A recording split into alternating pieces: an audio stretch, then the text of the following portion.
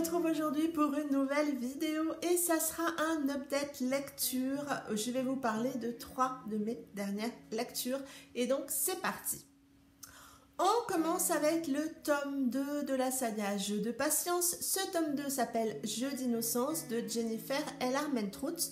C'était un des 2 romans que vous aviez sélectionné lors de la vidéo Pal Forever numéro 1. C'était une vidéo du mois de mars sur laquelle je vous présentais plusieurs romans à vous faire voter. Vous aviez sélectionné Patriote et donc ce tome 2, Jeu d'innocence. Et je dois dire que ce soit pour Patriote ou pour celui-ci, vous avez bien fait. Et du coup, j'espère que ça sera pareil pour les 2 romans que vous êtes en train de sélectionner dans la seconde vidéo Pal Forever. Je vous mets le lien par là. Il y en a 3 qui sont vraiment en tête, donc les derniers votes peuvent encore faire changer l'ordre des choses.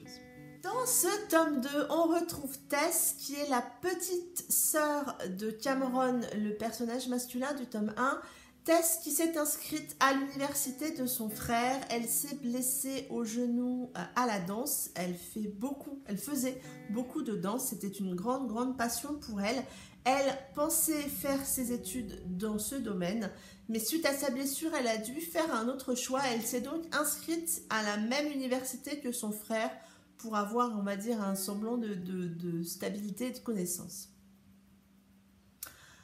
Elle revoit Jazz, un des meilleurs amis de son frère. Jazz qu'elle n'a pas revu depuis 1 an. Il y a 1 an, ils se sont embrassés tous les 2, ils ont un petit peu flirté. Et depuis, ils ne se sont pas vus, n'ont pas pris de nouvelles. Jazz la fuit, on va dire, comme l'huile sur le feu. Tess est amoureuse de Jazz depuis longtemps. Jazz, lui, est attiré par Tess, mais c'est la sœur de son meilleur ami, c'est un petit peu compliqué. Et donc, ils ont un petit peu peur de se lancer dans cette histoire. Je m'arrête là pour le résumé. C'est une bonne lecture, mais ça n'est pas un coup de cœur. On a là des personnages assez jeunes, puisqu'ils ont entre 18 et 21 ans, donc c'est relativement jeune pour moi. Et du coup, forcément, certaines choses m'ont fait lever les yeux au ciel. J'ai trouvé la première partie compliquée. C'est un ensemble de chaud-froid permanent tout le long de cette première partie qui a finalement fini par me gonfler. Parce que ça va un moment, j'aime ça, oui, mais il faut trouver la juste dose. Et là, il y en avait peut-être un petit peu trop. Heureusement, ça s'améliore sur la seconde partie de ce roman qui pour le coup s'accélère énormément. On a beaucoup d'action, on a beaucoup de révélations. L'histoire entre Jazz et Tess s'accélère, prend un petit peu de sens. Oui, j'aime quand les histoires prennent du temps à s'installer, je ne dis pas le contraire, mais faut trouver la juste dose et là peut-être qu'il y en avait un peu trop. Tess est un petit peu agaçante. Oui, je sais, vous allez dire encore, mais oui, elle est agaçante. Pour moi, elle cède trop rapidement à Jazz. Elle ne le fait pas assez mariner. Et parfois, je me suis dit, mais non, c'est pas possible. J'ai oublié de vous le dire en début de la vidéo, j'ai fait cette lecture en lecture commune avec Julie et du coup, on en a parlé tout le long. Et du coup, avec Julie, on se disait, mais non, fais-le mariner un petit peu, va pas céder tout de suite. Et voilà, du coup, je la trouve un petit peu agaçante. C'est sans doute aussi sa jeunesse qui l'a fait réagir comme ça. Donc, peut-être que ça aurait été bizarre de réagir autrement. Voilà, je sais pas, mais voilà, ça m'a un peu agacée. On voit certaines choses venir. Je pense que c'est un souhait de Jennifer L. Armentrout, mais en particulier les secrets autour de Jazz, on les voit venir, je les avais devinés. Il y a même à un moment, on a tiqué toutes les 2 avec Julie, je pense, erreur de traduction. Mais voilà, on le voit venir, mais je pense que c'est un souhait de Jennifer L. Armentrout et je pense qu'elle a bien fait de ne pas trop nous faire mariner parce qu'on le devine assez vite et donc du coup elle nous le dévoile assez vite. Malgré tout, Ces secrets sont touchants, ça m'a vraiment pris aux tripes et montre un aspect de la personnalité de Jess qui est assez attachant. Ça aide un petit peu. Par contre, on va dire à l'opposé de ça, il m'a un peu agacée quand il fait tourner Tess en bourrique lors de toute la première partie. Il y a un moment où il faut aussi oser certaines choses, où il faut aussi assumer certains actes, et du coup là il m'a un peu agacée, mais il a un côté très attachant aussi du fait de ses secrets. Je ne sais pas si c'est lié à la traduction ou si vraiment l'auteur a utilisé ces expressions, mais j'ai noté 2 expressions qui m'ont un petit peu dérangée parce que c'est, je sais pas, c'est pas des expressions, je sais pas, c'est l'expression habile de la quéquette et la seconde c'est remuer les ovaires.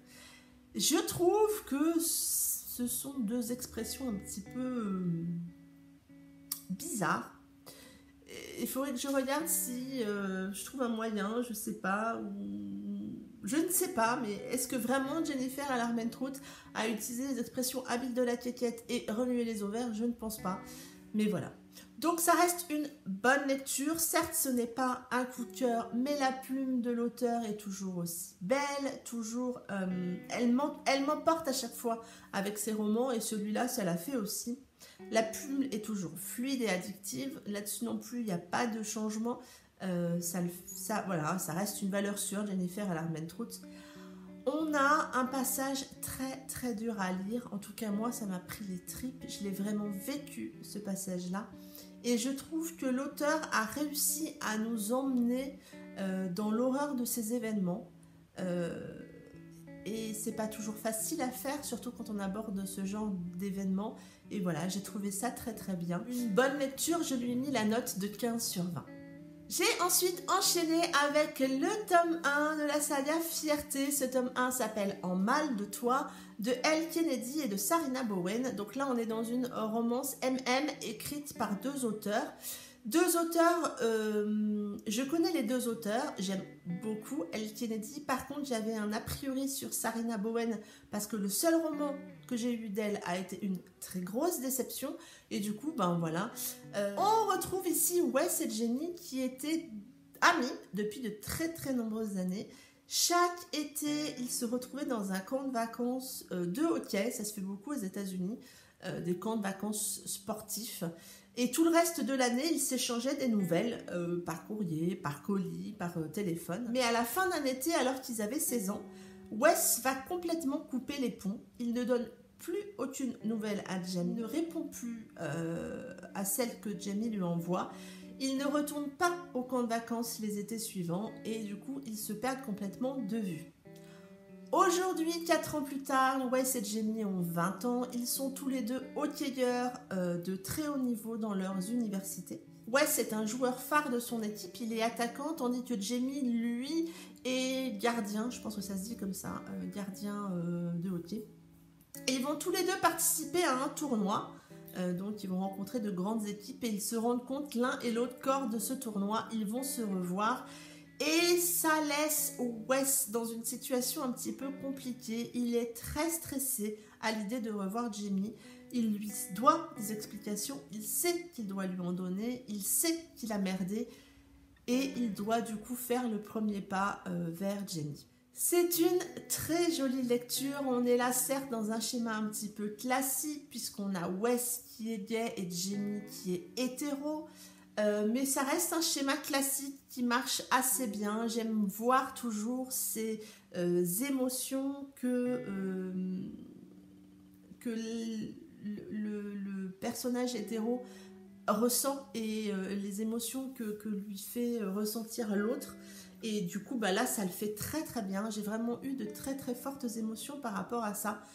Il ne comprend pas forcément toutes les émotions qu'il ressent vis-à-vis de Wes. Il y a une telle tension dans le texte entre eux, ça transparaît vraiment dans le texte et dans les chapitres, c'est vraiment tout le long du livre.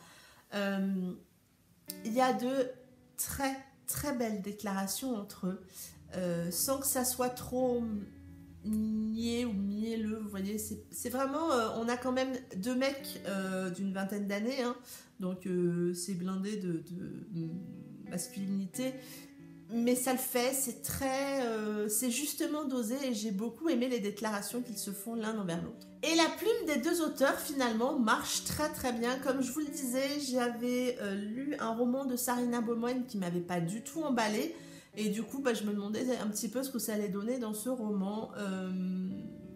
Et le match des deux, ça le fait super bien. J'ai beaucoup aimé. Ça nous emporte et on s'attache beaucoup à nos deux héros et ça le fait vraiment.